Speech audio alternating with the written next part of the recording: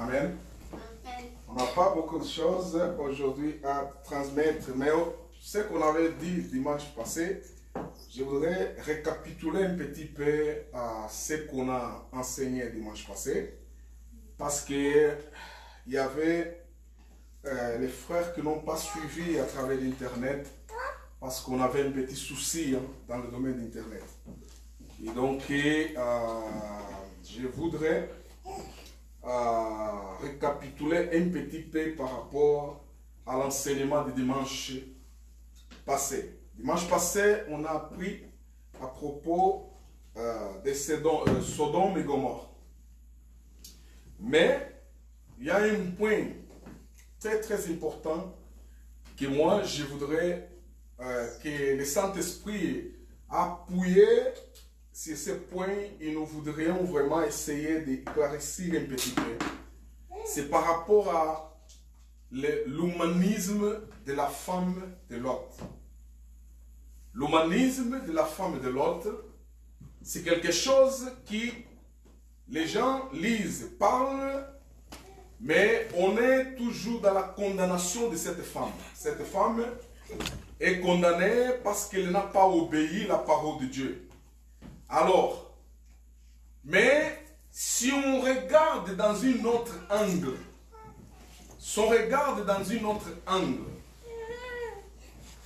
les effets de cette femme, on va se rendre compte que cette femme n'était pas seulement n'a pas seulement désobéir l'ordre de Dieu à travers des anges. Mais cette femme, elle a regardé en arrière parce qu'elle a entendu des voix en Sodome. Elle a entendu des cris, elle a entendu des lamentations, des pleurs. Et donc, comme elle a vécu dans cette cité plusieurs années, donc elle s'est familiarisée avec cette cité qui s'appelle Sodome. Elle était familiarisée à cette cité-là. Et comme elle était familiarisée, pour elle, en fait, tout ce qui s'est passé dans cette cité était devenu quelque chose de normal. Vous voyez?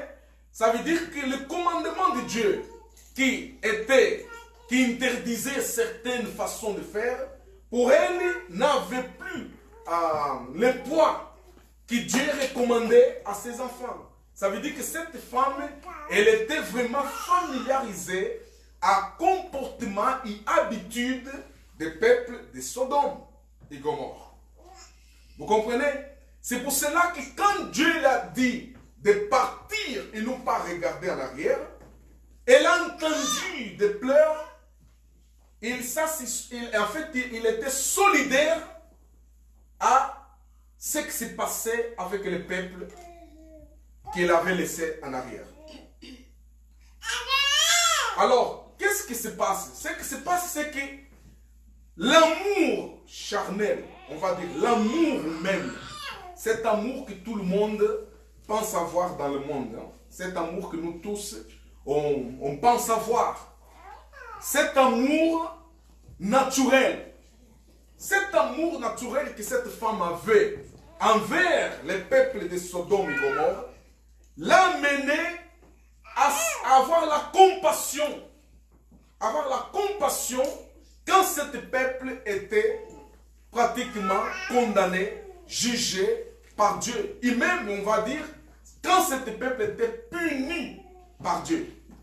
Les peuples étaient punis par Dieu et la femme de l'autre était solidaire à la souffrance de ce peuple. Il fallait qu'elle aille cette cœur solidaire envers le peuple de Sodome avant, pas après la punition de Dieu. Alors, elle a eu compassion de ce peuple quand Dieu avait puni ce peuple. C'est ça qu'il a fait regarder en arrière. Cette cœur humain. En fait, qu'est-ce qu'on veut parler par rapport à cette femme? Le cœur. Cette femme fonctionnait selon le cœur. les cœurs humains, les sentiments humains, la compassion humaine.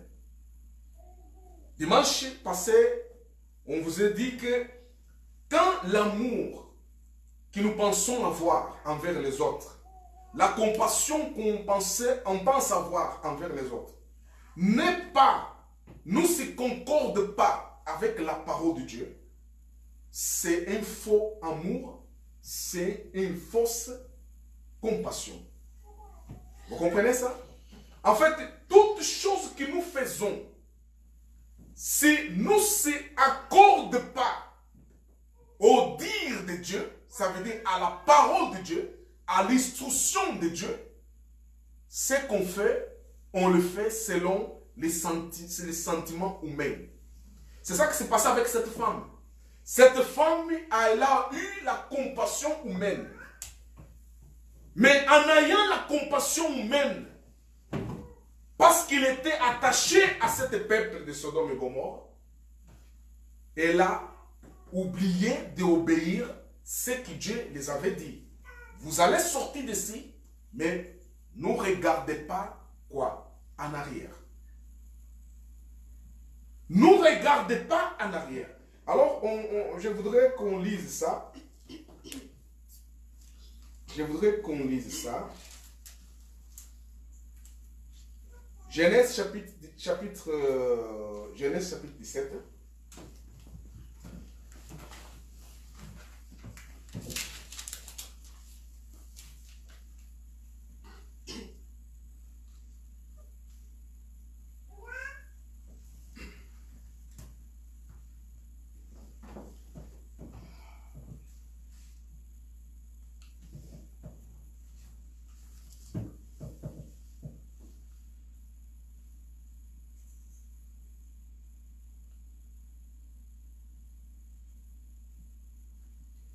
Pardon, chapitre 19, 17, c'est autre chose que je voulais parler après.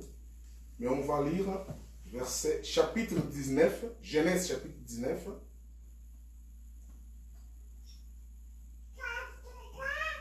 Verset 12. D'abord verset 12. Verset 12 dit, les hommes diront à l'autre, qu'y as-tu encore ici? C'est une question. Qu'y as-tu encore ici? Qu'est-ce que tu as encore ici? Parce que quand les anges donnaient les instructions pour qu'ils sortent vite de la cité, parce que le temps était arrivé de détruire la cité, ils ne se pressaient pas. Vous voyez? Cet geste-là de ne pas s'appresser, c'était un geste qui montre clairement que leur cœur était attaché à cette cité. Leur cœur était attaché au Sodome. C'est pour cela qu'ils n'étaient pas agiles. Ils n'étaient pas le dynamisme de faire ce que les anges disaient. C'est pour cela que les anges lui ont posé la question, mais qu'est-ce que vous avez encore ici? Qu'est-ce que vous avez encore ici? C'est une question que aussi Dieu peut poser et Dieu continue à poser les gens d'aujourd'hui. Hein? Dieu continue à poser la même question. Hein?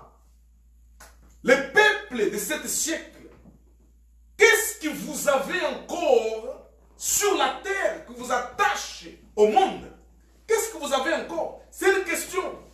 Parce que aujourd'hui, les gens sont lourds. Les gens sont lourds pour faire la volonté de Dieu ou pour s'adapter à ce que Dieu demande parce qu'ils sont attachés encore à quoi?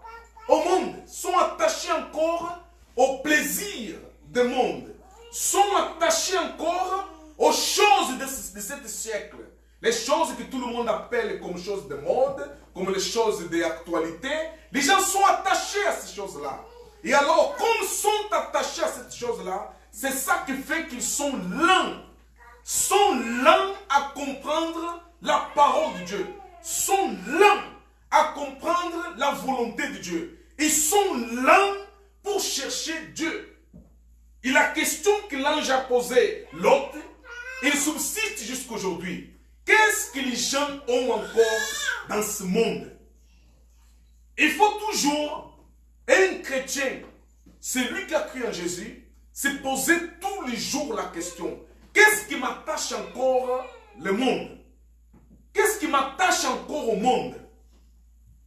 Parce que si tu as quelque chose qui t'attache encore au monde, tu ne seras pas agile, tu ne seras pas habilité, tu ne seras pas une personne exclusive pour des choses de Dieu. Tu ne seras pas quelqu'un qui se préoccupe aux choses de Dieu. Tu ne seras pas quelqu'un qui se rappelle des choses de Dieu. Et ça arrive tout le temps dans la vie des gens, quand les gens sont attachés encore aux choses de la terre, ou les choses qui sont, ou les choses séculaires.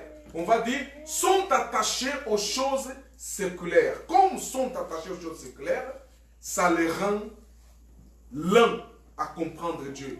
Ça les rend lents à entendre Dieu. Ça les rend lents à comprendre qu'est-ce que Dieu attend d'eux. Ça les rend lents dans des choses spirituelles. Ça les rend lents dans des choses qui concernent à Dieu. Vous voyez, la personne est lente aux choses qui concernent à Dieu quand il est attaché encore aux choses séculaires. Quand je dis les choses séculaires, ce sont les choses du monde. Hein? La mode, etc., etc. Toutes les habitudes qu'aujourd'hui vous voyez sur Internet, surtout sur Internet. L'Internet, maintenant, aujourd'hui, l'Internet a substitué le père, la mère et le Dieu. L'Internet. Hein? L'Internet a substitué toute éducation que les gens ont appris auprès de leurs parents. Maintenant, les gens sont éduqués par Internet. Vous voyez? Alors, une personne qui est attachée à ces choses-là, même qu'il entend une instruction de son père ou de sa mère, il va vouloir comparer ce que son père est en train de l'instruire en fonction de ce qu'il entend, de ce qu'il écoute, de ce qu'il voit sur Internet. Internet est devenu Dieu. Vous voyez? Quand on parle attaché aux choses séculaires, sans aucun doute, et vous tous vous le savez, sans aucun doute, la chose numéro 1 séculaire, c'est l'Internet. Vos téléphones, hein, vos tablettes, vos télévisions connectées, tout ça là, ça substitue Dieu. Ça substitue Dieu. La personne préfère rester tellement de temps à regarder sur tablette des choses, ou sur téléphone des choses, ou sur la télé connectée des choses, qui passer le temps, par exemple, 5 minutes de lecture de la Bible. Vous comprenez? 5 minutes. Qu'est-ce qui empêche que la personne ne comprenne pas la Bible? Qu'est-ce qui empêche que la personne ne n'entende pas la voix de Dieu à travers de la Bible? Parce que cette personne est attachée aux choses séculaires. Parce qu'en même temps qu'elle veut entendre Dieu lui parler, le même temps son cœur est attaché aux choses séculaires, il va préférer donner le temps au plaisir de son cœur. Il va abandonner automatiquement d'entendre Dieu. Et parce que nous n'entendons pas Dieu, c'est pour cela qu'on se trouve dans plusieurs temps dans nos vies. Les gens sont confus.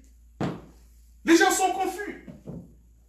Quand on est bien, on ne se pose pas question. Mais quand viennent quelques situations compliquées dans nos vies, c'est là où on commence maintenant à poser question. Qu'est-ce que Dieu pouvait parler? Et même la personne peut être instruite à ce moment-là qu'il a problème. La personne peut être transmise la volonté de Dieu face à son problème.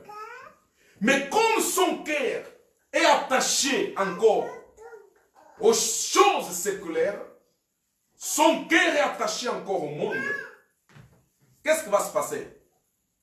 Il va être lent à comprendre. Il va être lent à suivre.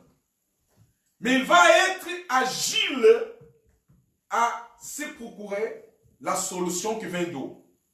Qui vient du monde, qui vient des hommes, qui vient de son cœur. Et là maintenant, la réponse sera, Dieu veut le cœur. Dieu est mon cœur. C'est Dieu qui connaît mon cœur.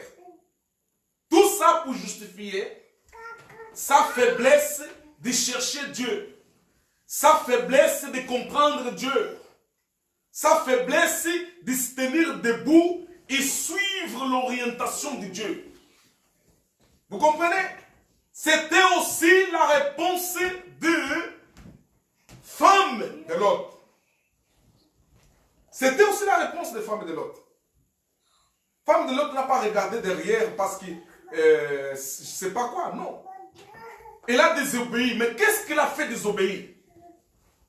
Ici, dans ce verset, on voit la lenteur qu'ils avaient pour se dépêcher à sortir de la cité. Et en plus, c'était les anges qui couraient derrière eux pour dire, mais dépêchez-vous, qu'est-ce que vous faites encore? Dépêchez-vous, Dieu va détruire d'ici à quelques secondes. Dépêchez-vous, sortez de la cité. Mais il y avait la lenteur de prendre ce qui était nécessaire au sortir de cette cité. Vous voyez, quand vous êtes dans un endroit, je vous donne un exemple. Quand vous êtes dans un endroit, là je vais entrer un petit peu dans la situation sociale d'aujourd'hui. Quand vous êtes dans un endroit où les gens vous discriminent, où les gens vous détestent, où les gens ne vous aiment pas, ils vous montrent qu'ils ne vous aiment pas. Il apparaît une opportunité qui vous dit, écoute, sortez de là, allez ailleurs, il y aura une vie confortable. Et pas seulement une vie confortable, mais tu vas échapper de la piège de la mort que ces gens-là projettent envers toi. Je vous dis que la personne ne va pas penser deux fois pour sortir. Hein. La personne ne va pas penser deux fois. La personne il va même oublier s'il a l'argent, s'il a quoi, il va se dépêcher, il va s'en aller. Pourquoi? Parce qu'il ne se sent pas quoi? Aimé, il ne se sent pas quoi? Accueilli, il ne se sent pas quoi? Il ne se sent pas appartenir cet groupe, ces gens. Pourquoi? Parce qu'il est discriminé. Vous comprenez? Aujourd'hui, pour exemple, je parle dans le sens un peu politique. Pas politique, mais dans le sens social. Aujourd'hui, on a beaucoup de jeunes qui sortent d'ici en France pour aller travailler, par exemple, au Canada. Pourquoi? Parce que quand ils arrivent au Canada, ils ne sont pas discriminés. Quand ils arrivent aux États-Unis, ils ne sont pas discriminés. Il y a travail, ils travaillent, c'est tout. Mais ici, qu'est-ce qui se passe? Il y a travail, mais on cherche encore à savoir c'est le fils de qui. Vous voyez? Il est fils de qui? Il vient de quelle famille? On peut lui faire le faveur ou pas? Si on lui fait le faveur, il faut qu'il reste, hein? Il reste comme quelqu'un, comme une petite esclave, on va dire comme ça. Il travaille, mais il doit continuer tout le temps avec la tête baissée. Parce que quelqu'un l'a trouvé cet emploi. En fait, il doit tout le temps remercier cette personne qui a trouvé l'emploi. Vous voyez? Donc, ce sont des choses. Maintenant, qu'est-ce que les jeunes font? Eh bien, écoute, il y a un Canada, il y a un travail, ils s'en vont. Ils s'en vont. Eh bien, écoute, les États-Unis, ils sont en train de recruter, hein. Dans les HLM, je ne sais pas où, là, ils sont en train de recruter. Et les jeunes s'en vont. Les jeunes s'en vont. Pourquoi? Parce qu'ils se sentent que, ici, chez moi, je n'ai pas d'opportunité. L'opportunité que je voudrais avoir dans ma vie, je le trouve ailleurs. Et je ne vais pas dire que non. Ils parlent. C'est la même chose. Si Sodome et Gomorrhe avaient, on va dire, quelque chose de mauvais envers l'autre, envers sa femme et envers ses enfants, quand les anges ils ont dit partez d'ici, ils auraient parti sans regarder derrière. Vous voyez? Ils auraient sorti de cette cité sans penser même d'amener quelque chose. Pourquoi? Parce qu'ils étaient totalement, en fait, confondus. Il n'y avait plus rien qui les retenait de rester dans cette cité. Mais eux, ils ont resté dans cette cité. Même avec tout ça que la Bible parle de Sodome et Gomorrhe, Lot, sa femme, ses enfants, ils sont restés dans cette cité. Ils sont restés dans cette cité, se sont habitués à cette cité. Et l'habitude de Lot, la Bible dit que l'habitude de Lot, c'était tout le temps rester dans la porte de l'entrée de la cité. C'était ça. Lot n'aimait pas rester au milieu de la cité. Là où les gens parlent de n'importe quoi, là où les gens ils pensent mal, là où les gens pratiquaient la débauche, les gens pratiquaient toutes sortes de choses qui n'étaient pas agréables à Dieu. L'autre n'aimait pas rester au milieu d'eux, il se mettait dans la porte de la cité. En fait, l'autre dans la porte de la cité, c'est comme quelqu'un qui est en train de se poser question. Pourquoi je ne sors pas d'ici? Vous voyez? Pourquoi je ne sors pas de Sodome et Gomorrhe? Qu'est-ce que j'ai fait encore ici? Il se réveillait matin, il faisait ce qu'il fallait, il partait dans la porte de la cité. Il est resté dans la porte de la cité. Voir les gens qui entrent, les gens qui sortent, les gens qui entrent, les gens qui sortent. C'était l'habitude de Lot. En fait, l'esprit de Lot était préparé pour sortir de la cité. Mais sauf qu'il ne savait pas à quel moment ça sera possible. Et quand l'opportunité s'est présentée, et que les anges se sont présentés devant Lot, ils l'ont dit, prenez vos affaires et dégagez. Lot n'a pas pensé deux fois. Il a pris ses affaires. Amen. Il est parti. Vous comprenez? Quand notre cœur est attaché au ciel, notre pensée est attachée à Dieu, notre pensée est attachée aux choses de Dieu, notre vie, c'est une vie d'imaginer comment nous serons dans le dernier jour auprès du Père. Et quand l'opportunité se présente pour que nous puissions partir et être auprès de Dieu, personne ne dira non. La première personne ou la première réponse sera sans aucun doute je pars. Pourquoi? Parce que la personne est fatiguée de voir les choses du monde. La personne est fatiguée de voir que la personne était là, mais son esprit était déjà attaché à qui? À Dieu. C'est ça qui manque à beaucoup des enfants de Dieu. Plusieurs enfants de Dieu qui vont tous les dimanches au culte, jour de semaine aussi, ils vont au culte. Ils font des choses qui ne sont pas des choses, de mauvaises choses pour leur Dieu, mais sont encore ceux qui sont encore attachés. Il y en a encore ceux qui sont attachés à la vie séculaire. Je vous ai dit, quand je parle de la vie séculaire, vous savez qu'est-ce que c'est? Je parle de la modernité d'aujourd'hui. Ça veut dire ce que les gens appellent de moderne et civilisé. Les gens sont attachés à ces choses-là. Et ces choses-là les éloignent de quoi? Les éloignent de Dieu. C'est ça la femme de Lot. Alors, ils étaient attachés encore à la cité. C'est pour cela qu'ils étaient lents pour sortir et s'en aller selon l'ordre de qui? L'ordre de Dieu. Aujourd'hui aussi,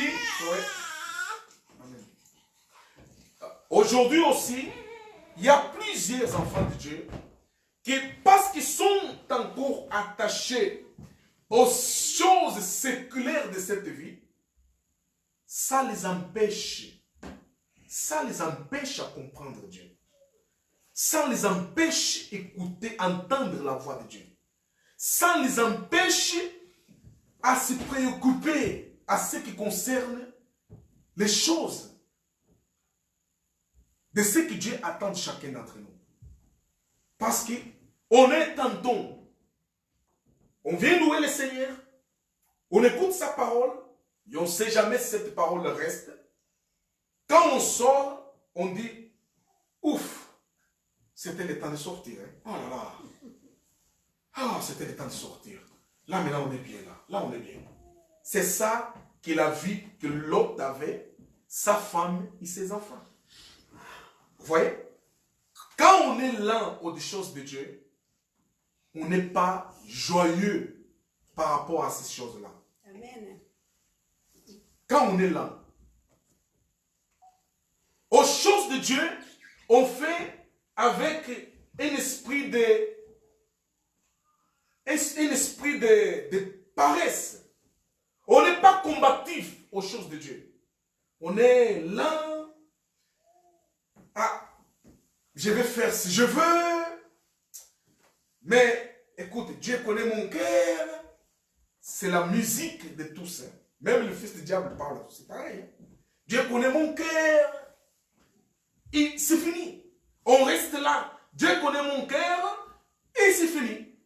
Ce que Dieu attend de chacun d'entre nous, c'est la relation entre toi et ton Dieu. C'est ça que Dieu attend. La même façon, la relation que vous avez avec les gens qui t'entourent, cette relation doit être plus encore accentuée avec Dieu. Vous comprenez?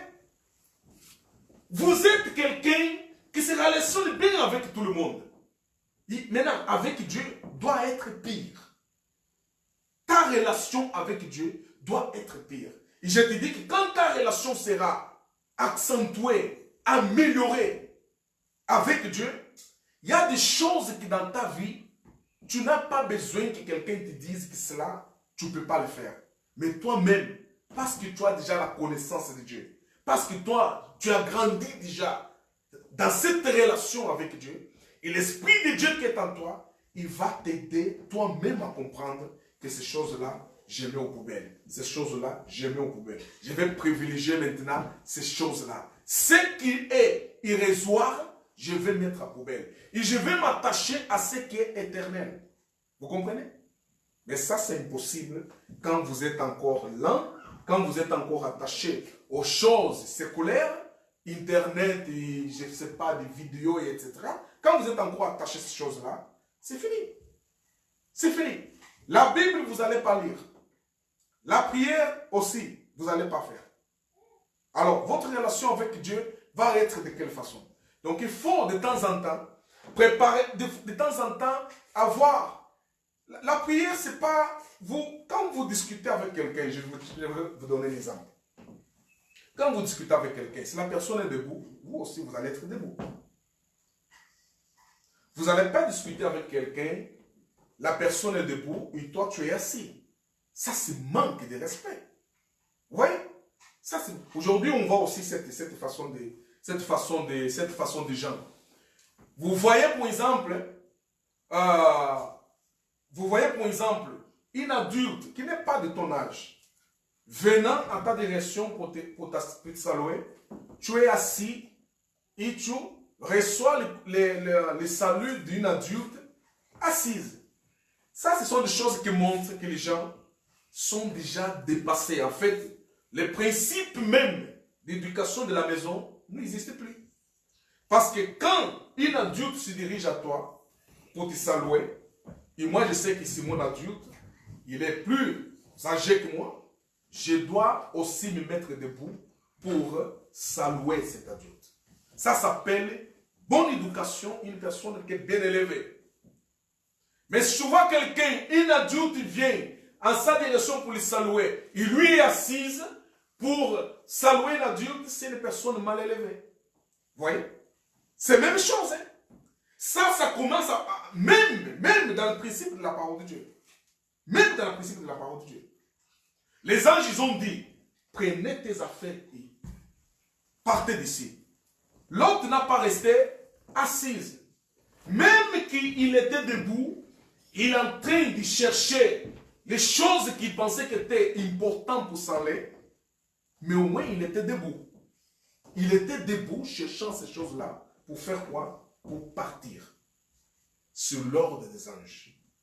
Vous vous souvenez qu'est-ce que cet homme qui était à l'enfer a demandé à Abraham? Père Abraham, fais-moi sortir d'ici parce que je ne peux plus.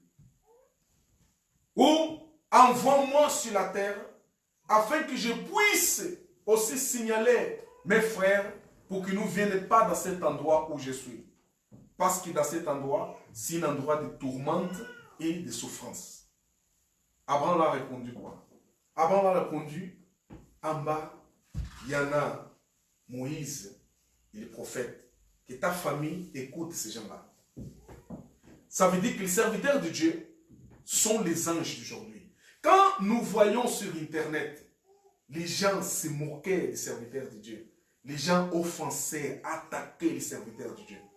Vous comprenez automatiquement que nous ne sommes pas les gens qui agissent. Ce sont les démons qui ont possédé les gens afin que les gens minimisent les serviteurs de Dieu.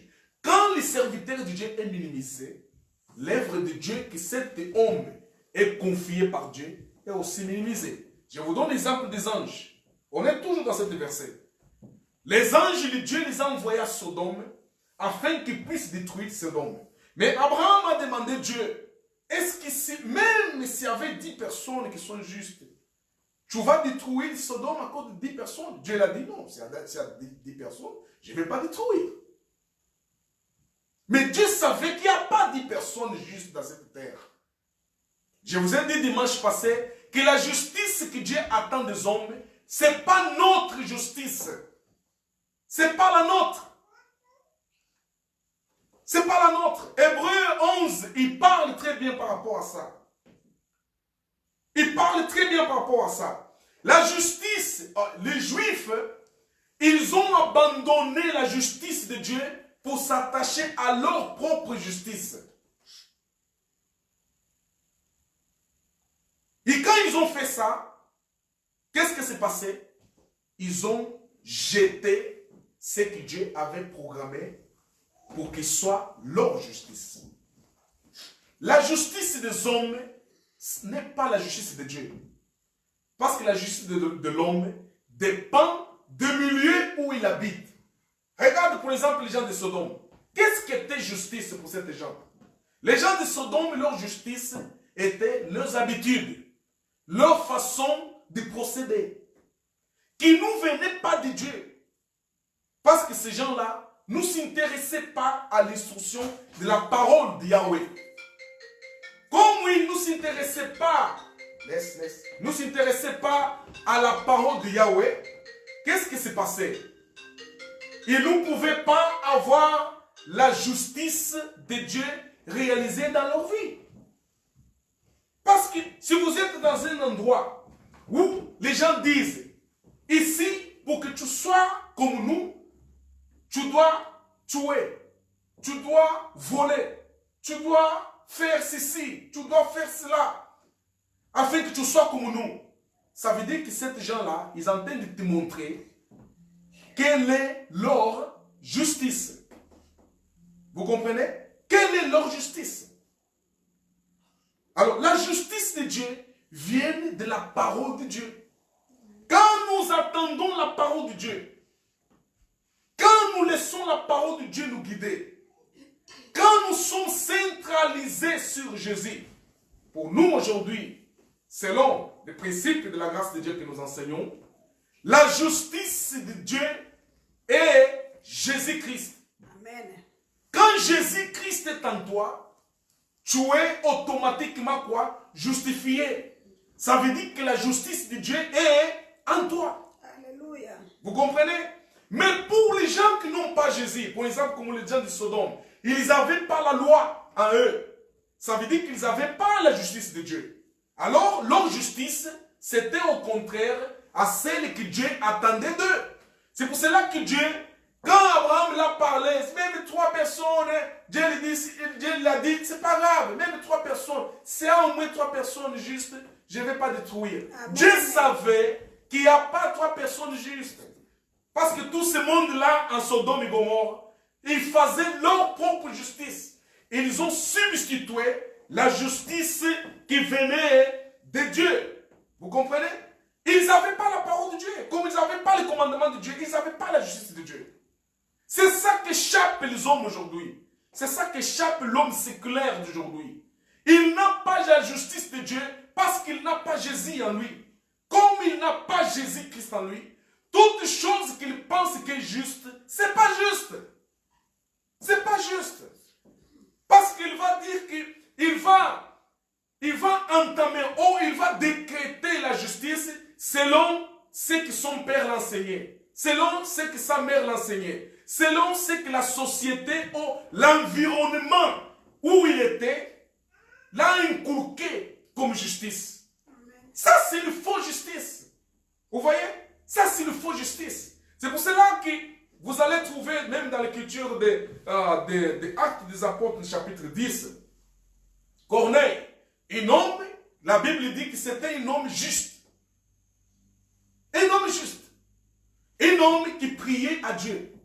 Un homme qui avait la crainte de Dieu. Un homme qui avait la compassion des autres. Parce qu'il aidait les autres. Vous voyez? Et donc, il donnait les dons aux gens qui étaient dépourvus.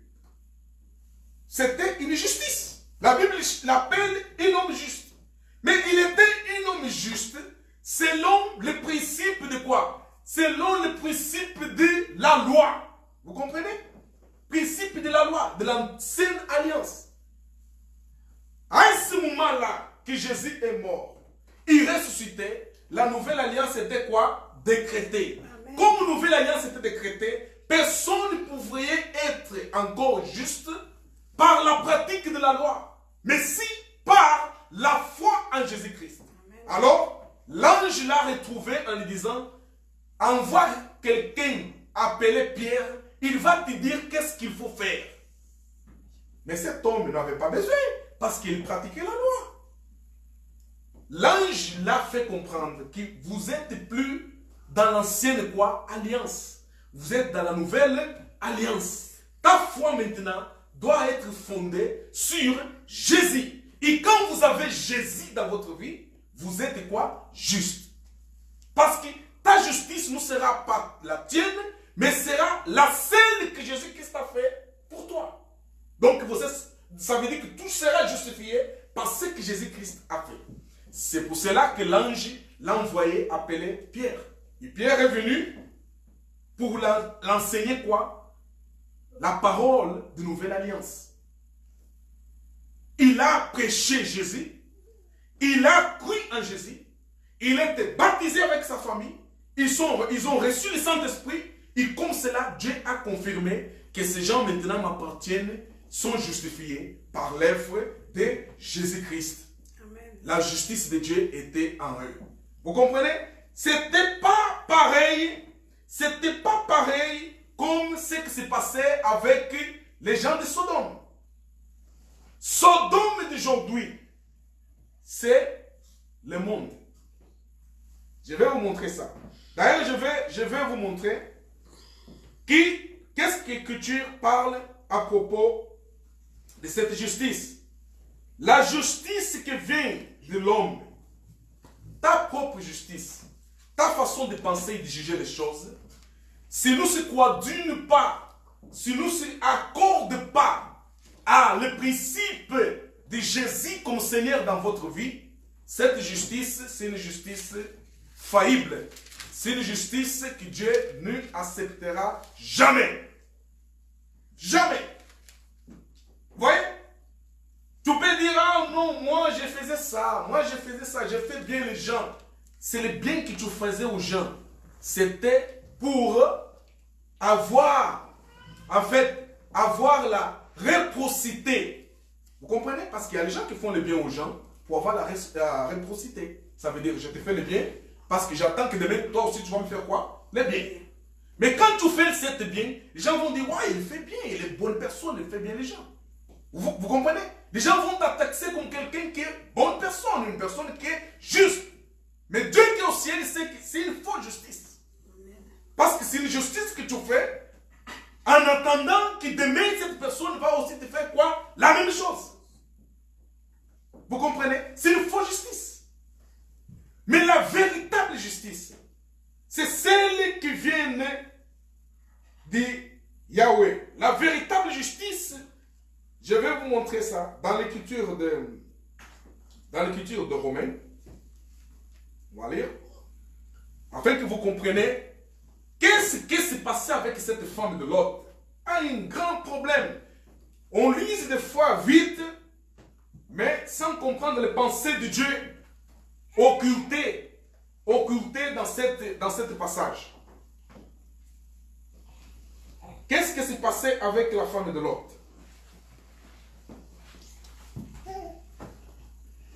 Le comportement des peuples de Sodome et Gomorrhe était un comportement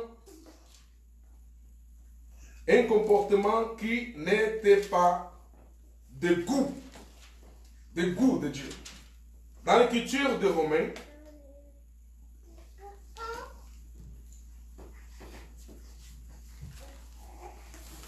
chapitre 10, verset 1, je vais lire verset 2 jusqu'à verset 3. Verset 2, 3 dit. Verset 2, 3 dit. Je leur rends témoignage qu'ils ont du zèle pour Dieu, mais sans intelligence. Comprenez? Paul dit, je rends témoignage aux Juifs. Ils ont le zèle pour Dieu. Mais cette zèle qu'ils ont pour Dieu, c'est une zèle sans intelligence. Mais quelle intelligence il s'agit? De quelle intelligence il s'agit? C'est une intelligence qui vient de la justice. Pourquoi de la justice? Parce que verset 3 dit, ne connaissant pas la justice de Dieu, ils cherchent à établir leur propre justice. Ils ne se sont pas soumis à la justice de Dieu. Comprenez? En fait, ils ont pas eu la connaissance de la justice de Dieu. C'est ça qui s'est passé avec le peuple de Sodome et Gomorrhe. C'est un peuple qui n'était pas conformé à la justice qui vient de qui? De Dieu. Pourquoi? Parce qu'ils n'ont pas voulu apprendre cette justice. Et cette justice venait de la loi. Cette justice venait des enseignements de Dieu d'Abraham. Cette justice venait de ce qu'Abraham a enseigné Lot. Et Lot, quand il est parti à Sodome, il avait une mission évangélistique. Ça veut dire qu'il est parti au Sodome, pas simplement pour être bien dans sa vie, mais aussi pour transmettre cette peuple de Sodome la justice qui vient de Dieu. Enseigner cette peuple quelle est la justice convenable à Dieu. L'autre, il a pris ça d'Abraham. Mais la Bible nous raconte que l'autre, il a enseigné cette chose à Sodome. Mais ce peuple ne voulait pas comprendre. Ce peuple a dit, la justice qui vient de Dieu, on ne veut pas. On veut rester avec notre propre quoi? Justice. Amen. Notre façon de faire. Le temps est passé que la femme de Lot est aussi attachée à quoi? À cette façon de faire des peuples de Sodome. Il était déjà familiarisé avec le peuple de quoi? De Sodome. Raison par laquelle quand Dieu lui dit fouillez, sortez d'ici, Dieu va détruire Sodome. Parce que cette cité n'a pas respecté la volonté de Dieu. Il y a tellement de choses mauvaises dans cette cité qui ça montait jusqu'à Dieu. Ça montait jusqu'à Dieu. Ça montait jusqu'à Dieu. Je vais revenir dans le Genèse.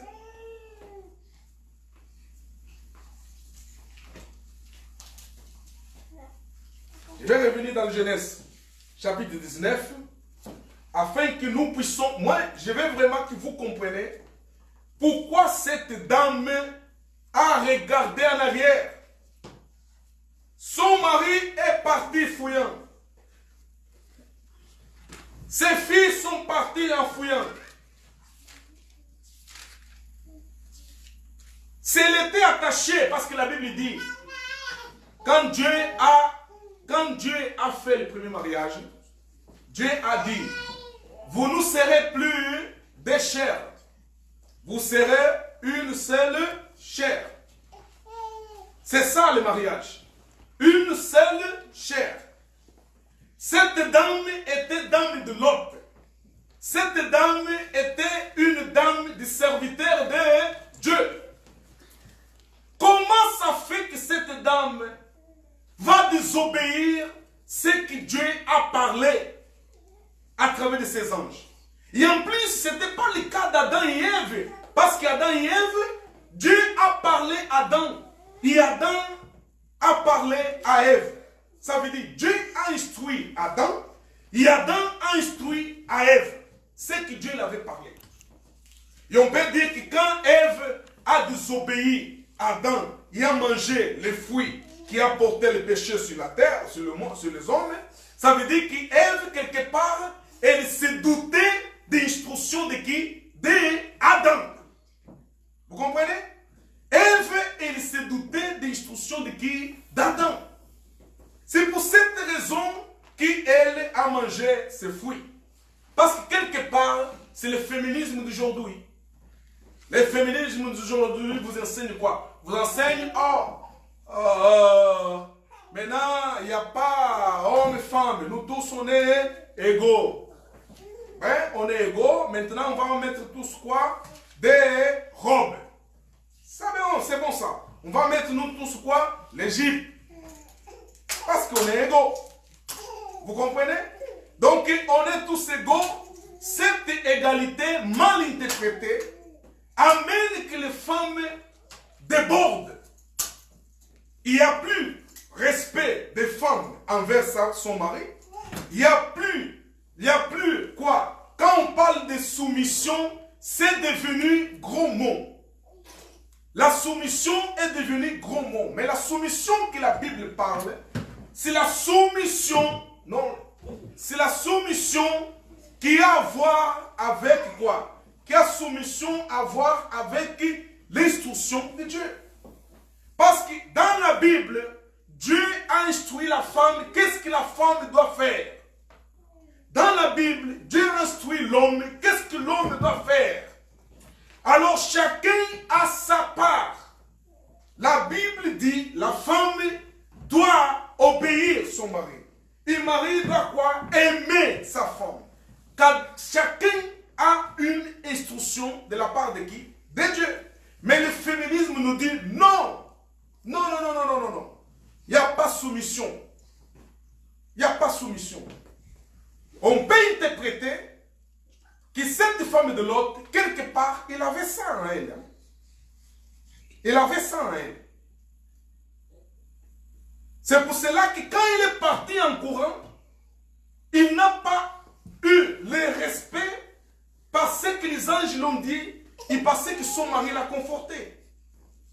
Parce qu'il aurait pensé, si je regarde en arrière, je ne sais pas qu'est-ce qui va se passer. Parce que les anges nous ont dit, regardez pas en arrière.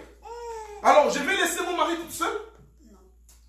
Il aurait eu la compassion de qui? De son mari. Amen. Compassion de qui? De ses enfants. Amen. Mais elle était tellement attachée à Sodome et Gomorrhe qu'il a oublié le mari, il a oublié quoi? Ses enfants. C'est ça qui se passe aujourd'hui, hein? La société d'aujourd'hui. Les mamans ou les femmes d'aujourd'hui, ils sont plus attachés aux choses séculaires qu'à leur devoir de mère, de femme, à la maison, au travail. Ils ont oublié leur principe acquis. En fait, ou pourquoi Dieu les a créés. Pourquoi Dieu a créé la femme. Diable a mis ce que vous appelez le féminisme, c'est un truc qui ne vient pas de Dieu. C'est un truc qui vient du diable. C'est pour faire que la femme désobéisse les principes que Dieu a mis en place. Pas pour préjudicer la femme, mais pour bénir la femme. C'est ça qui se passe. Aujourd'hui, on a plusieurs histoires par rapport aux femmes qui est incroyable. Incroyable. Et en plus, ici en Europe, avec vos trucs là de CAF, d'allocations, etc. là, la femme est devenue folle. Vous voyez? Et elle ne veut plus. Et même les institutions qui doivent aider les couples à continuer à leurs engagements, parce que leurs engagements, derrière eux, à des enfants, ce sont les institutions qui incitent la femme à se divorcer de son mari. Amen. Ils vont lui dire, mais qu'est-ce que tu fais avec lui? Laisse-les. Hein? Tu auras plus de l'argent et tu vas faire ta vie. Et maintenant, allez voir la vie que ces institutions promettent la femme en Europe. C'est une vie de débauche. C'est une vie de débauche. Il n'y a plus respect, ni considération, ni ce que Dieu avait fait envers la femme. Ça n'existe plus. Ça n'existe plus. Les femmes, ils disent, nous sommes indépendants. Mais indépendants pour faire quoi? Suivez. Tu vas trouver pour faire les débauches. C'est tout. C'est ça l'indépendance. L'indépendance, c'est le débauche. Vous voyez? Aujourd'hui, sort avec le rouge, demain sort avec le jaune. Après demain, sort avec le vert. Après demain, sort. C'est ça l'indépendance. C'est ça le féminisme. C'est ça la désobéissance à ce que Dieu a mis pour que la femme vive comme une vraie femme et accomplir la tâche que Dieu l'a donnée quand l'a créée comme femme. Vous comprenez ça? Amen. C'est ça le problème aujourd'hui. Ça vient aussi de la femme et de l'autre. Parce que cette femme, sinon, n'avait pas tout ce principe-là de quoi? Ce principe-là de féminisme. Parce que Sodome, le féminisme existait. Le féminisme existait en Sodome. De telle façon que les femmes en Sodome se mariaient entre eux. Et les hommes en Sodome se mariaient entre eux. Quand Dieu a détruit Sodome et Gomorrhe, il n'a pas détruit pour autre chose. A détruit parce que ce peuple a arrivé à un point à faire ce qui était interdit par la loi. Interdit par Dieu, qui était abominable. Au point de se marier homme et homme, femme et femme. Et ça aujourd'hui, dans le monde séculaire d'aujourd'hui, les gens appellent ça quoi? Modernisme. On est moderne. Hein? On est les gens actualisés. On est civilisé. Vous appelez ça civilisé? La civilisation que vous appelez civilisation, Dieu l'appelle rétrograde. Ça, c'est pas civilisation. Et après, l'homme va s'étonner de toutes ces conséquences qui se passent dans le monde. Jésus-Christ, notre Seigneur lui-même a dit, ce qui s'est passé en Sodome, il a dit, Sodome sera au moins allevié par rapport à ce qu'ils ont fait. Mais Sidonie ne sera pas. Sidonie, c'était une province. Pourquoi? Parce que Sidonie a vu les dernières opportunités de salut.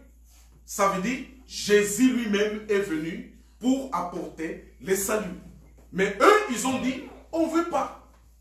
Et c'est pour cela que Jésus a dit, alors je vous dis, comme vous ne voulez pas entendre ce que je vous apporte, votre jugement sera pire que Sodome et quoi? Qui Gomorrhe.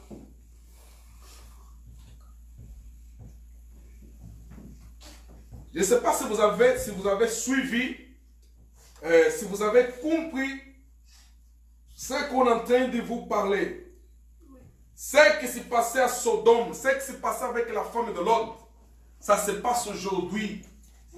C'est pareil aujourd'hui, il n'y a pas aucune différence. Il n'y a pas aucune différence. Je vous dis, il n'y a pas aucune différence. Il n'y a aucune différence. Dans le chapitre 19 de Genèse, on est dans le Genèse où on était. Je vais vous lire un verset. Il dit une chose. C'est là combien? Genèse chapitre 19.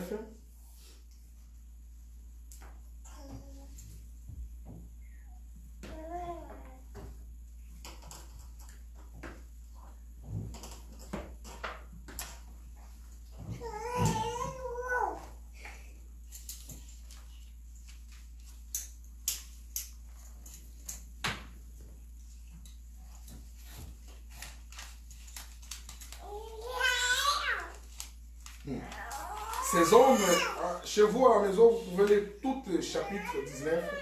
Vous allez trouver ce que Dieu va vous aider à certaines choses qui peuvent vous concerner à vous-même personnellement. Mais ici, verset 13. 19, verset 13. Genèse chapitre 19, verset 13. Faites attention par rapport à ça.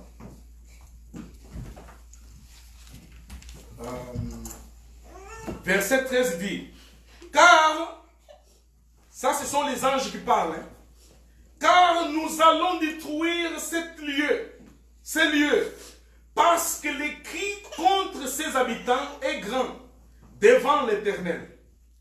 L'Éternel nous a envoyés pour les détruire. Écoute bien qu'est-ce qu'il dit. Il dit, parce que le cri de ses habitants est grand. Ça veut dire, ce que ces gens faisaient, ces choses que ces gens faisaient, ça montait jusqu'à qui? Jusqu'à Dieu.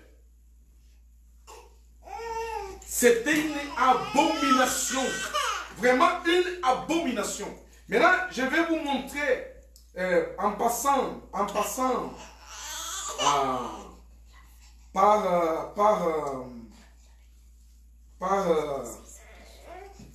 je vais vous montrer à quoi concerne cette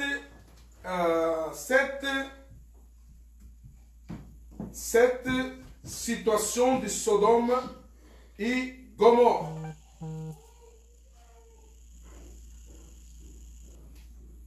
Amen. Oh, écoute, regardez bien ici. Sodome.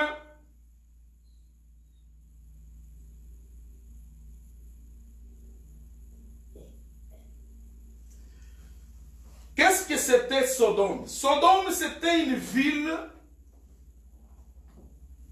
de plaine, en fait, en Jourdain. Et aussi, on peut voir aussi comme Gomorrhe. Dans le Luc chapitre 17, verset 29, ça, vous notez, après à la maison, vous allez lire. Seigneur rappelle au jour du jugement, le sort de Sodome sera plus supportable que celle de Capharnaüm.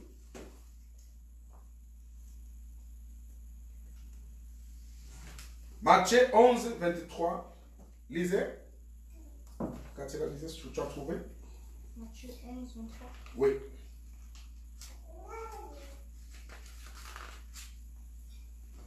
Alors, il dit, et toi, Capharnaüm, seras-tu élevé jusqu'au ciel? Non, tu seras abaissé jusqu'au séjour des morts, car si les miracles accomplis au milieu de toi l'avaient été dans Sodome, elle subsisterait encore aujourd'hui. Jésus dit, à toi Capharnaüm, ce que j'ai fait en toi, si sera fait ces choses-là en Sodome, alors Sodome subsisterait jusqu'aujourd'hui. Ça veut dire que Sodome ne serait pas détruit. Ça veut dire que ce peuple de Sodome serait quoi? Sera un peuple qui aurait se repenti. Alors, dans l'Apocalypse chapitre 11, verset 8, lisez, qu'est-ce qu'il dit?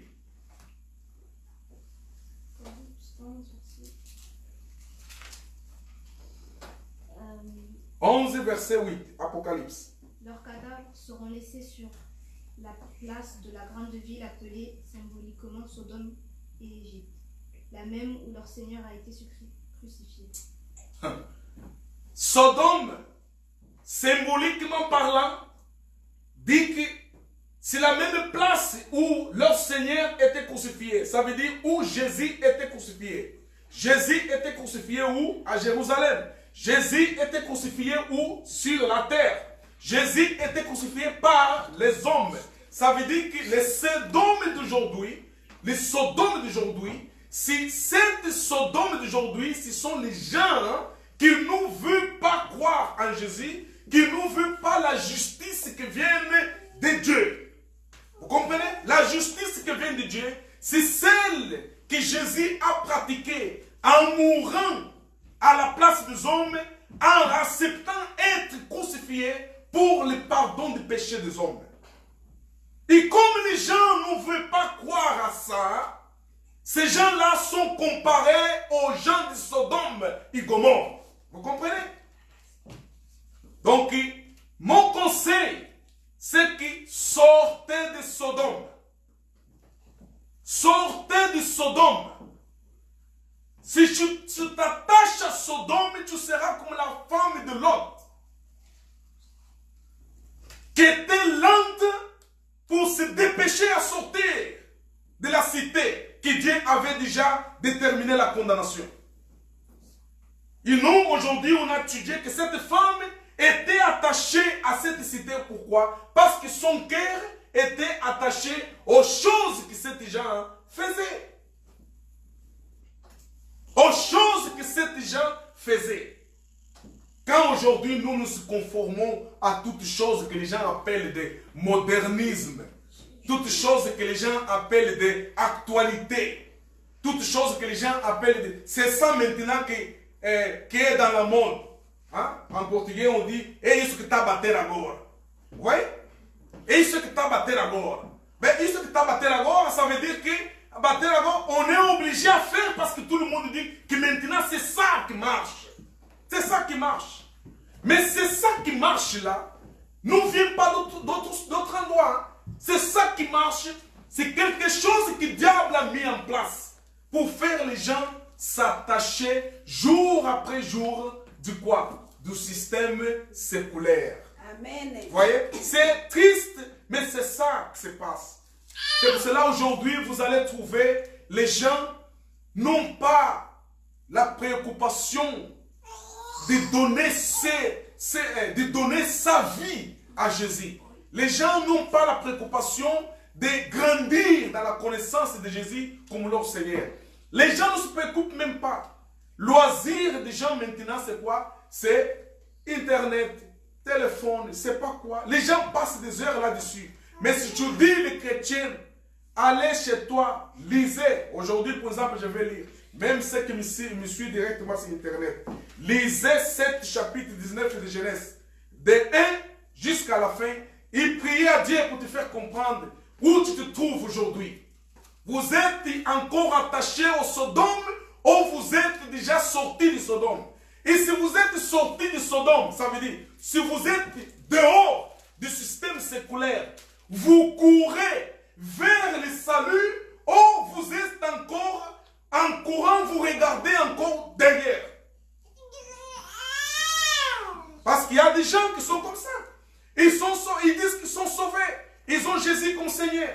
Mais ils suivent Jésus en regardant encore le monde, en regardant encore le système séculaire, en regardant encore les choses que les gens du monde aiment faire. Donc il est séduit par les choses que les autres font, mais il est en train de dire, j'ai en train de suivre Jésus. En fait, un pas en avant, 2 pas en arrière. Un pas en avant, 2 pas en arrière. Ça, c'est pas progrédir spirituellement. C'est pas progrédir spirituellement. La volonté de notre Dieu, c'est que nous grandissons. La volonté de notre Dieu, c'est que notre relation avec lui soit une relation saine, une relation convenable, une relation capable de transformer notre vie. C'est vrai qu'on est dans le monde. C'est vrai qu'on va passer pour turbulences, on va passer pour des situations qui des fois sont des situations qui ne sont pas du tout bonnes. Des situations qui, des fois, ne vont pas glorifier le nom du Seigneur. Amen. Mais il faut prier, Seigneur, que Dieu te fasse sortir de cette situation. Que Dieu te sauve de cette situation. Afin que tu continues ta marche vers quoi? Vers la croix de Golgotha. Vers la croix.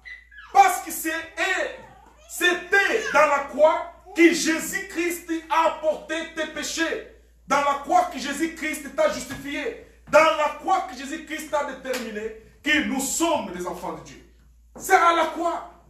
C'est à la croix. C'est pour cela qu'apôtre Paul n'a pas prêché notre évangile, que l'évangile de la grâce fondé sur la croix de Jésus-Christ. Vous comprenez? Donc, ce que nous prêchons, nous ne prêchons pas pour se divertir, pour passer le temps. Nous prêchons parce que Dieu vous aime. Parce que Dieu a ses projets envers vous. Les projets de bien et pas du mal.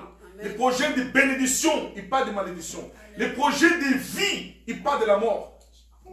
Les projets d'éternité et pas d'une vie courte. C'est ça que Dieu a. C'est ça que Dieu a déterminé dans nos vies. Alors, attachez-nous attachez-nous dans ce que Jésus-Christ a fait pour nous. Attachez-nous dans la foi en Jésus-Christ. Ne perdez pas votre temps à faire semblant. La vie d'hypocrisie envers Dieu, c'est une vie qui va porter préjudice à toi-même. Il n'y a personne d'autre. Il ne faut pas jouer des religieux. Parce que Dieu ne s'aggrave pas des religieux. Dieu a plaisir aux gens qui fondent, qui bâtissent leurs relations convenables avec lui. Et pas faire de compte que je suis chrétien. Ça, c'est quelque chose qui va porter préjudice. D'ailleurs, vous allez voir, et vous allez constater ça. Tous les gens qui ont l'esprit de mercenaires, qui viennent simplement à Dieu pour chercher la bénédiction, la guérison, la résolution du problème, ce sont les gens qui ne restent pas permanemment dans la foi en Jésus-Christ. Ils ne restent pas le temps. Ils n'ont pas le temps à perdre. Donc c'est comme la femme de Lot. Dieu les a offert un salut. Mais en sortant, parce que son cœur était attaché à Sodome et Gomorrhe, il a fait quoi? Il a gardé en arrière. Amen. Pour terminer dans cet enseignement, à propos de la femme de Lot, je voudrais lire avec vous un dernier verset, mais qui est un verset très important. La femme de Lot s'est comportée comme ça parce que son cœur était quoi? Attaché au Sodome. Fils de Dieu qui m'écoute, regardez bien si ton cœur est encore attaché aux choses séculaires. C'est encore attaché au monde. C'est ça qui te fait faire que tu sois lent à comprendre le projet de Dieu envers toi. La volonté de Dieu aujourd'hui, que tu ne sois pas comme la femme de Lot. Ne sois pas lent à comprendre les choses de Dieu. Et pour que cela soit possible, détache-toi de l'amour du monde, de l'amour à des choses de ce siècle. La Bible dira, si quelqu'un aime le monde, l'amour de Dieu n'est pas en lui. Si quelqu'un aime le monde, il se fait ennemi de Dieu. Voilà pourquoi plusieurs dans les églises, passent le temps dans les prières, dans les jeûnes, font tellement de sacrifices, mais leur vie ne change pas. Pourquoi? Parce qu'ils ont encore le Sodome dans leur vie. Ils ont encore le Sodome dans leur vie. Parce que, comme ils ont le Sodome dans leur vie, ils sont attachés au Sodome, l'amour de Dieu n'est pas à eux. Ils se sont fait ennemis de Dieu sans se rendre compte. Alléluia. Et comment ils sont ennemis de Dieu sans se rendre compte? Dieu ne peut pas résoudre le problème de quelqu'un qui est son ennemi. Dieu résout le problème de quelqu'un qui est son fils. Et nos problèmes, comme les enfants de Dieu, est déjà résolu en Jésus-Christ. Donc, c'est ce qui est mieux, c'est donner ton cœur complètement à Dieu. Détache-toi de Sodome, détache-toi du système du monde. Amen. Parce que c'est ce système du monde qui a crucifié Jésus à la croix. C'est ce système du monde qui fait tout pour tout. À travers de la télé, à travers des programmes que vous regardez à la télé, programmes que vous regardez dans votre Facebook, etc., là, dans les réseaux sociaux, qui vous empêchent d'avoir le temps de prier, le temps de lire la Bible, le temps de se consacrer à Dieu. Et quand vous ne se consacrez pas à Dieu, vous êtes faible spirituellement. Amen. Vous n'avez pas envie de Dieu en vous. Envie de la vie éternelle, ça n'existe plus en vous. Pourquoi? Parce que votre cœur est attaché au Sodome, comme la femme de Lot. Donc, sortez du Sodome. Sortez du Sodome. Alors, pour terminer,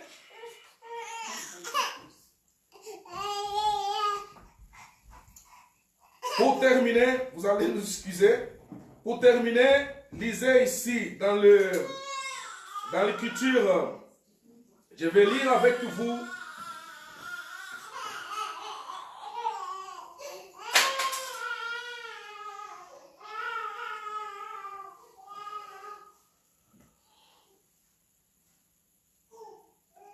Je voulais vous exhorter à propos de du cœur, ce qui concerne votre cœur. Votre cœur doit être offert à Dieu. Votre cœur doit être offert à Dieu. Et tant que votre cœur n'est pas offert à Dieu, et votre cœur n'est pas le trône de Dieu, ça veut dire l'endroit où Dieu doit régner sur ta vie, si votre cœur n'est pas encore l'endroit où Dieu a posé son trône à travers le Saint-Esprit, vous serez quelqu'un qui va continuer tous les jours à être dominé par le système du monde. Ça veut dire, dans ta vie, le Sodome sera l'atout. Ça veut dire, le Sodome sera la référence. Et Dieu ne veut pas que tu continues avec le Sodome en vous. Pourquoi? Parce que Jésus est venu afin que nous soyons sauvés. Vous comprenez? Donc, donnez votre cœur à Seigneur et arrêtez de se fier aux choses passagères. Donc, Proverbe, je vais lire avec vous dans l'écriture du Proverbe. Pour terminer,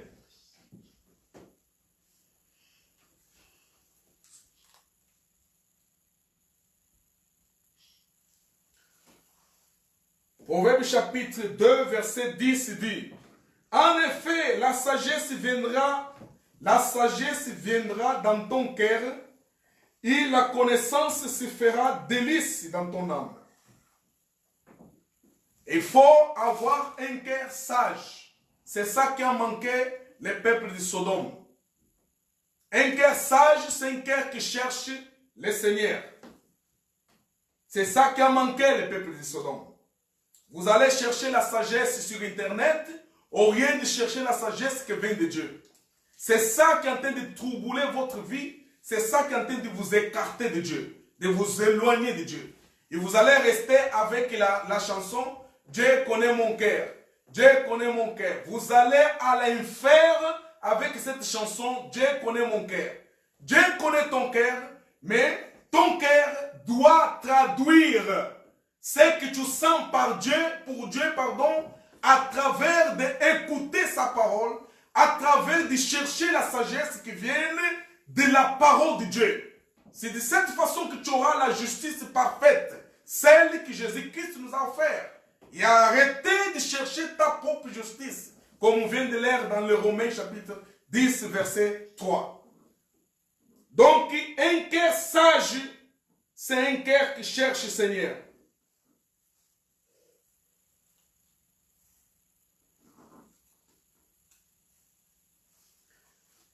Dans le Proverbe chapitre 3, verset 5, dit aussi, confie-toi en l'Éternel de tout ton cœur.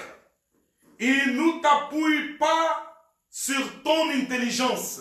C'est ça qui s'est passé avec la femme de Lot. Elle est tellement confiée dans son intelligence. Quelle intelligence? Intelligence qu'il a reçue au Sodome. Intelligence qu'il a appris au Sodome. Cette intelligence qu'il a fait avoir la compassion de Sodome quand il fouillait, qu'il a amené même à désobéir Dieu en regardant en arrière. C'est ça qui se passe avec vous. Donc vous aussi, vous se mettez dans un état où va la peine recevoir la gloire qui vient des hommes que celle qui vient de Dieu. Et à ce moment-là, vous allez jeter la parole de Dieu, jeter l'instruction de Dieu pour s'attacher à ce que les hommes veulent de toi, à ce que les hommes prétendent que tu sois. C'est ça qui se passe avec vous. Et de cette façon, vous continuez attaché au Sodome et votre cœur loin de Dieu. Donc, la femme de Lot, cela arrivait à ce point parce que son cœur n'était pas un cœur sage. C'était un cœur qui était attaché au Sodome. Donc nous finissons ici pour te dire, attache ton cœur à Dieu. Attache ton cœur à Dieu. Attache ton cœur au Seigneur. Ne se fiez pas à ta sagesse. La sagesse que vous êtes en train d'apprendre dans l'internet, la sagesse que vous êtes en train d'apprendre sur les réseaux sociaux, ce n'est pas une sagesse. Ça va vous éloigner de Dieu. Ça va vous amener encore à devenir pur que ce que vous étiez avant. Donc cherchez la sagesse qui vient de la parole de Dieu. Et pas la sagesse qui vient de l'internet. Parce que l'internet c'est un outil que le diable est en train d'utiliser pour confondre les gens, pour amener les gens à s'attacher encore au monde, à s'attacher encore au système diabolique et les éloigner de Dieu. Il fait que les gens s'attachent encore au monde et l'amour de Dieu n'est plus dans leur cœur. Et quand se traitent les choses de Dieu, ils sont froides, ils n'ont pas envie, ils dédaignent, il y a un mépris aux choses de Dieu. Il y a manque de considération aux choses de Dieu. Et enfin, ils vont dire, Dieu n'existe pas. Pourquoi? Parce que le diable les a enseignés, les a mis dans l'université, l'université des réseaux sociaux, afin de les déstabiliser leur foi en Jésus-Christ. Et ainsi, il n'y a plus l'amour de Dieu dans la cœur de ces gens. Donc, mon conseil, attachez-vous au Seigneur parce que le Seigneur est à la porte. Le Seigneur est à la porte. Amen. Amen. Donc, au rien d'entendre, vous serez bénis, vous serez la tête, vous ne serez pas le cœur, vous serez bénis dans la cité, dans le champ, et toutes choses que vous allez faire, vous allez être bénis, patati patata. Donc, c'est bien. Dieu peut faire cela, c'est possible quand tu le crois. Mais l'essentiel n'est pas là. L'essentiel, c'est ta relation avec le Seigneur. L'essentiel, c'est attacher ton cœur à Dieu. Attacher ton cœur à Seigneur Jésus. C'est ça qui est essentiel. C'est ça qui est essentiel. Et quand vous ne s'attachez pas à Seigneur, vous perdez. Vous allez se perdre. Vous allez se perdre. Jésus n'est pas venu faire un voyage touristique sur la terre. Jésus est venu pour apporter la vérité. C'est pour cela que Jésus a dit, Sodome, son jugement sera moindre que Capharnaüm. Capharnaüm a la vie, Jésus a fait des miracles. Capharnaüm a entendu l'enseignement de Jésus-Christ. Capharnaüm a entendu la sagesse venant de haut à travers de Jésus-Christ. Capharnaüm a entendu des choses que les hommes d'aujourd'hui n'ont pas entendues dans la bouche du Seigneur Jésus-Christ. Mais Capharnaüm a resté des cœurs fermés, attaché au monde, attaché au système, n'a pas voulu se repentir. C'est pour cela que Jésus a dit, votre jugement, Capharnaüm, sera pire que le jugement de Sodome et Gomorrhe. Donc le jugement aujourd'hui de l'homme, des hommes dans le monde, sera pire que Sodome, parce que les hommes d'aujourd'hui, ce sont les hommes qui bénéficient de la grâce de Dieu, bénéficient de ce que Jésus-Christ a fait à la croix pour eux, mais eux préfèrent jeter l'œuvre de Jésus aux poubelles et s'attacher à leur propre œuvre. Ils préfèrent jeter la justice de Dieu à travers de Jésus-Christ pour pratiquer leur propre justice. Et votre propre justice ne va pas faire la justice de Dieu. Donc, quand vous n'écoutez pas la parole, vous n'êtes pas instruit dans la parole, est impossible de croire en Jésus, est impossible de connaître qui est Jésus finalement dans votre vie. De cette façon, la justice de Dieu vous échappe et vous ne serez pas justifiés. Donc, c'est le temps de donner votre cœur à Seigneur Jésus et ne pas se fier aux choses du monde. Amen. Parce que ce que vous faites aujourd'hui, les autres, ils ont fait avant vous. Mais ils sont où? Ils sont où? Ils sont où? Ceux qui ont fait pareil que vous, ils sont où? Ils sont pas là. Ils sont pas là. On ne sait pas quel est leur sort dans l'éternité. Donc Dieu te demande de revenir en arrière. Ça veut dire de se repentir, de comprendre que Dieu t'aime et profiter de cette opportunité d'attacher ton cœur à la parole de Dieu afin d'avoir la véritable justice qui vient de Dieu à travers de Jésus-Christ. Amen. Donc, nous terminons par ici. Que Dieu Tout-Puissant vous bénisse et vous garde. Au nom de Jésus-Christ, notre Roi et notre Sauveur. Amen. Amen.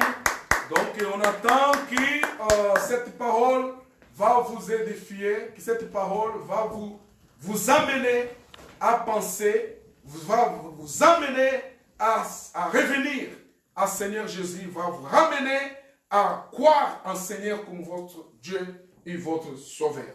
Que Dieu vous bénisse au nom de Jésus-Christ. On va se mettre debout. Amen. On va se mettre